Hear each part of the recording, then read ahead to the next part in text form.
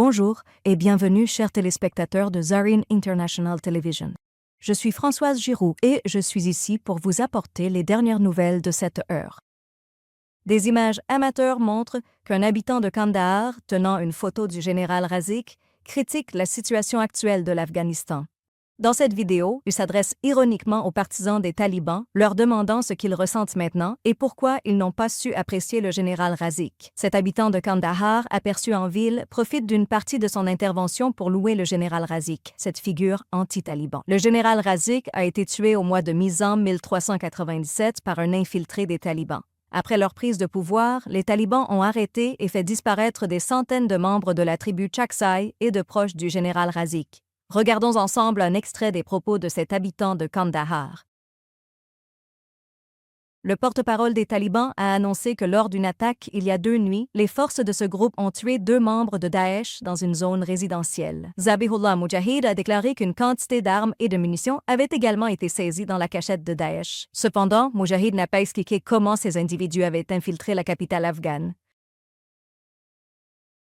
Le bureau du porte-parole du ministère américain de la Défense a annoncé que, lors de l'évacuation, des personnes accusées d'activités terroristes en Afghanistan ont été transférées sur le sol américain. Selon cet organisme, parmi les Afghans transférés aux États-Unis après la prise de pouvoir des talibans, 55 personnes sur la liste de surveillance terroriste ont été identifiées. Le rapport indique que l'évacuation des Afghans a rencontré des problèmes comme le manque de documents d'identité et des restrictions lors de la vérification initiale des antécédents.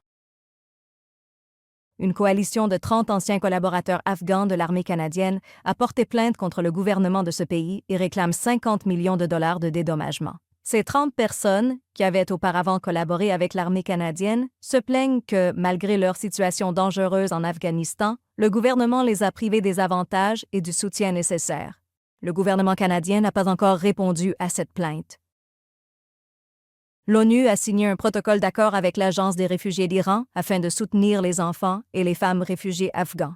Le Fonds des Nations unies pour l'enfance a exprimé l'espoir que cette initiative facilitera l'accès à l'éducation pour les enfants afghans en Iran.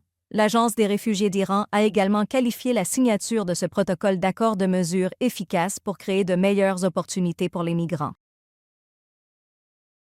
L'organisation de déminage Halo Trust a déclaré que les mines non explosées en Afghanistan menacent la vie de près de 6,5 millions de personnes.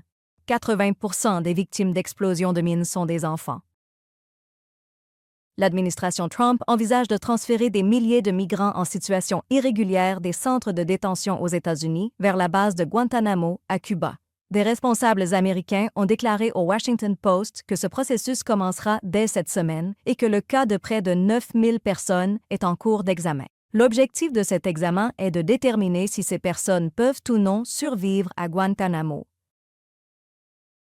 Le ministre des Affaires étrangères de l'Inde a averti qu'en cas de nouvelles attaques terroristes dans le pays, l'Inde attaquera à nouveau le Pakistan. Subramaniam Jaishankar a souligné que le recours au terrorisme fait partie de la politique du gouvernement pakistanais. Le ministre des Affaires étrangères de l'Inde, faisant référence au récent affrontement, a déclaré que de lourdes pertes avaient été infligées aux forces aériennes pakistanaises, une affirmation que le Pakistan rejette.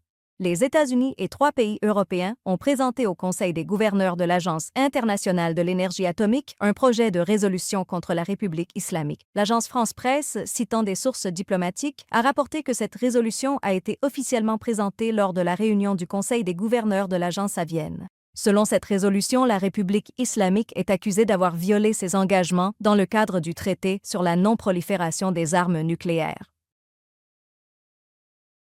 Le ministre de l'Intérieur turc a annoncé l'arrestation d'environ 270 passeurs d'êtres humains et de plus de 1000 réfugiés au cours des 2 dernières semaines dans différentes régions du pays. Selon ce ministère, ces personnes ont été arrêtées dans plus de 50 provinces de Turquie, y compris Istanbul. Au cœur de Bagdad, Roujgari était autrefois le lieu de vie de milliers de Juifs irakiens. Aujourd'hui, les survivants de cette minorité religieuse s'efforcent de raviver leur héritage oublié. Dans ce contexte, le sanctuaire du rabbin Isaac, après des décennies d'oubli et de délabrement, est en cours de restauration grâce aux efforts de la communauté juive d'Irak. Merci, chers téléspectateurs, pour votre soutien continu.